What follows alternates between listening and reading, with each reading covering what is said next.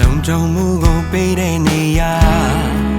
အိမ်ဆိုတာပျော်ရွှင်ခြင်းတွေရှိတဲ့နေရာအိမ်ဆိုတာအလုံးအိမ်ဆန္ဒကိုရာ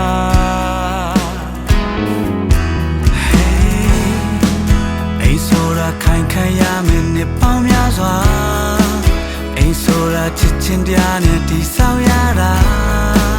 ရွှေရတနာမြတ်မာနဲ့တူတည်ဆောက်ချသောဆောက်ဦးများ Decoration နဲ့ Renovation များလို့မလား Campaign ခံယူတဲ့စနေနဲ့လိုချင်လား BAEs နဲ့တည်ဆောက်ပေးမှာအောင်မြင်ခိုင်မှာနာဂတ်သားရစေမှာရွှေရတနာမြတ်မာ